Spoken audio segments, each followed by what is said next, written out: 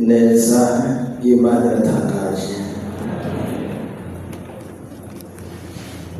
Abagabo batewe iteka n'Imana kuba hano mu ngoro yayo kino gitondo, mugorore ibiganza mu ngoro y'Imana, mugorore bose. Yesu nashimwe. Abona abagabo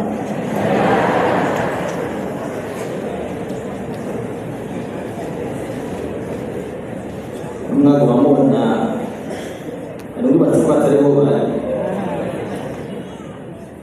bakenyezi, namwe mugorora ibiganza, gorora bose. Yesu nashimwe. Niho bari ugaruka, namwe mugorora ibiganza. Yesu nashimwe. Nabo nyene niho bari. Twese hano muri rusange mugorora ibiganza turamukanye amahoro ya Kristo Yesu abane natwe twebwe twese. Dusome amajambo y'Imana muri iki gitabo cy'abavugishwa n'Imana, Yesaya mu gice cya 61. Igice cya 61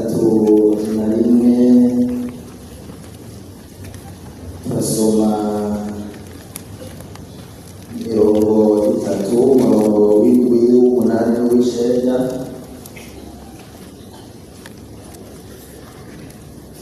Yesaya 61 igice umurongo w'7 n'uw'8 n'uw'9.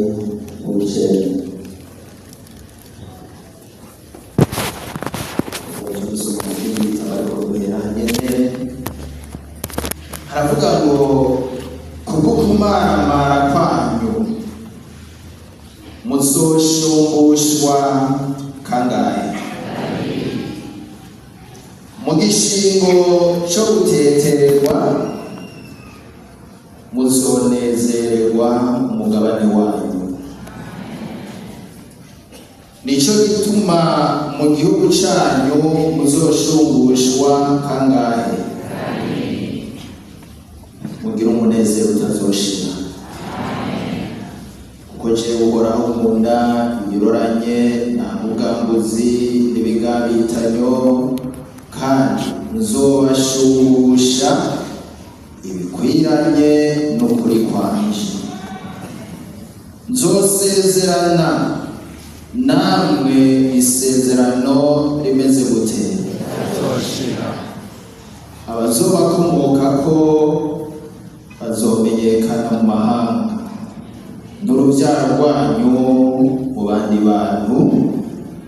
Abazobabona bose bazobemera yuko ari ihanga jewe Uhoraho mpaye iki umugisha.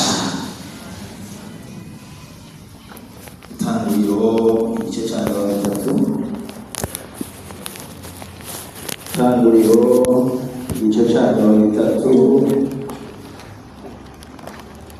Dusome 20 umurongo wa 22 n'uwa 23.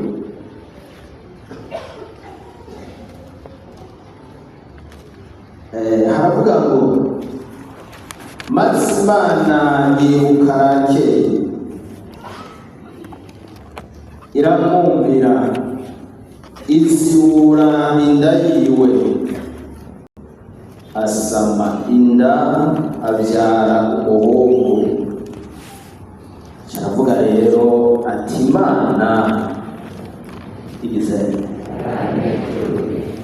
iranetuye kandi yitwa netuye, iragahizagirwa. Reka tubanze tugarukiritse hano gusoma, ariko kugira ngo ntibyumvikane ko dusomye mu isezerano rya kera gusa, hari ijambo tuza kurangiriza ko riri mu isezerano rishasha turaza kurivuga, ariko reka tubanze duhera hanyene.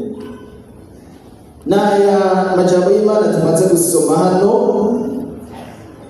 duhereye muri iki gitabo cy'Itanguriro. Aya majambo dusomye n'amajambo ari mu nkuru ivugwamo uwitwa Yakobo n'abagore biwe Rakeli na Leya. Uyu muryango rero wari umuryango ugizwe n'uyu mugabo n'abo bagore biwe babiri. Ariko kandi uri kurasoma uyu muryango harageze igihe wadukamwe ibibazo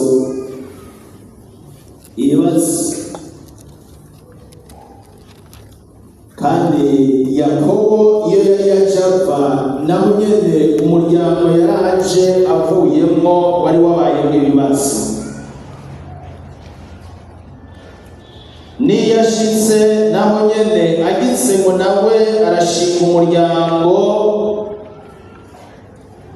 utangurana ibibazo, kuko sebukwe yaciye amusangiza abana biwe bose baba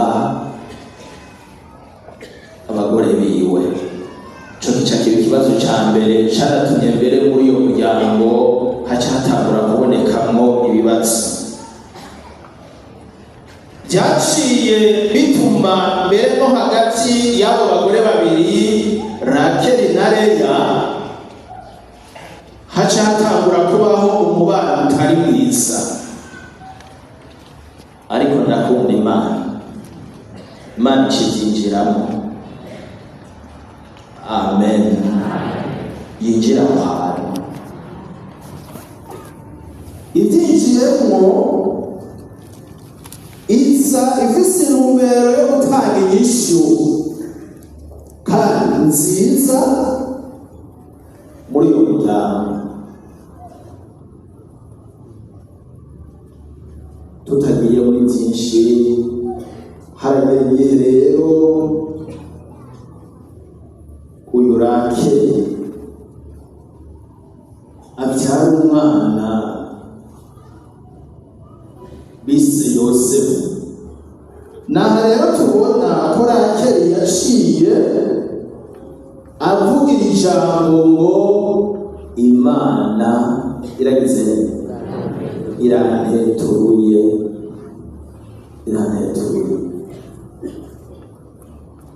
Kino gihe Imana iduteye iteka ryo kuba hano mu ngoro yayo. Ni ijambo numvise Imana yashize mu bugingo bwanje ngo dusangire ikubera igaruke, ivuga ngo Uhoraho ni Imana itetura.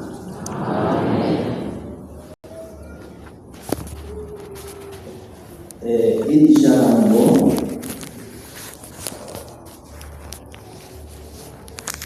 ni ijambo rifise uko rishobora kuba ringana, bishobora kuba riremereye canke rimpawutse bivanye n'ingene uryakiriye ameze canke amerewe. Uhoraho ni Imana itetura.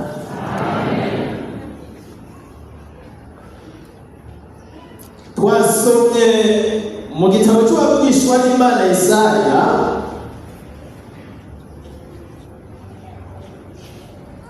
muri kiriya gice cya 61 kuri rya murongo w'indwi. Yesaya avuga ngo kubw'ukumaramara kwanyu. Aho ni mu bwinshi, hariho bitoba biraba, reka tubizane mu rudende. Kubw'ukumaramara kwawe. Amen.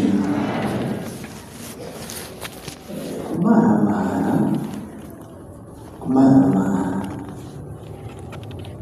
bibaho kandi bifise n'imvo byavuyeko, ariko uhoraho yantumye ngo ndakubwire kubw'ukumaramara kwawe, kubw'ukumaramara kwawe. Mu bwinshi havuga ngo muzoshubushwa kangahe? Reka tubigarukane mu bidende kuko hari ibindi usanga ariho bitaraba. Kubw'ukumaramara kwawe uzoshubushwa kabiri.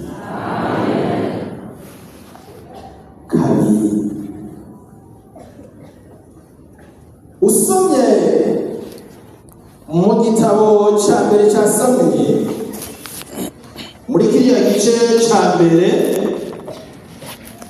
urabona inkuru y'uwitwa Hana.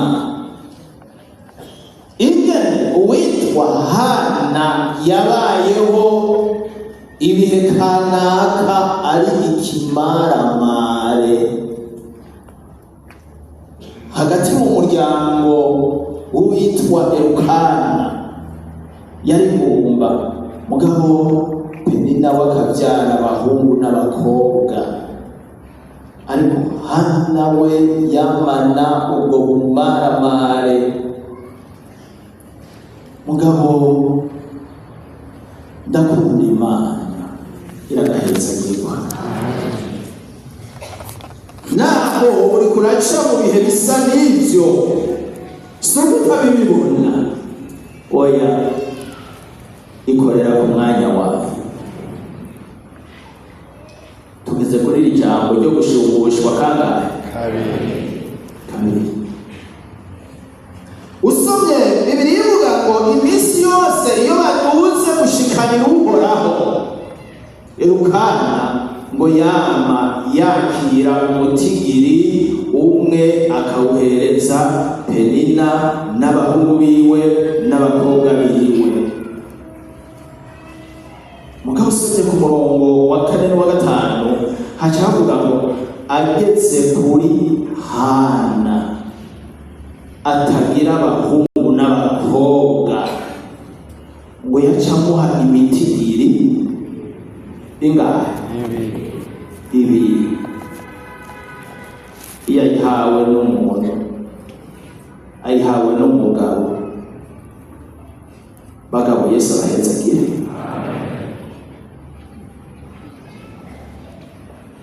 Umugabo atahura ibibazo byo mu rugo, akongera akamenya umubabaro w'umugore wiwe.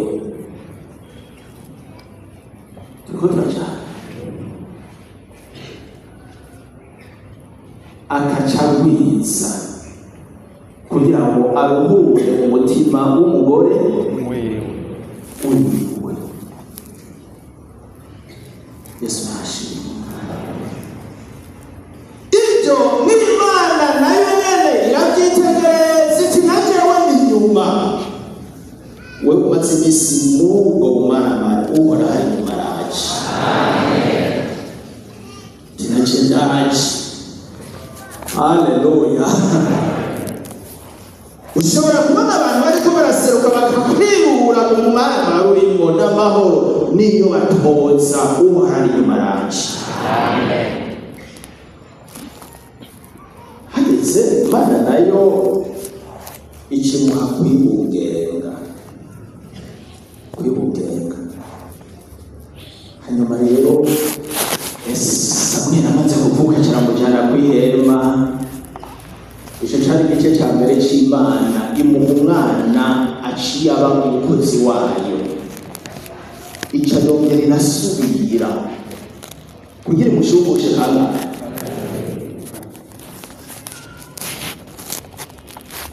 Kuri iri jambo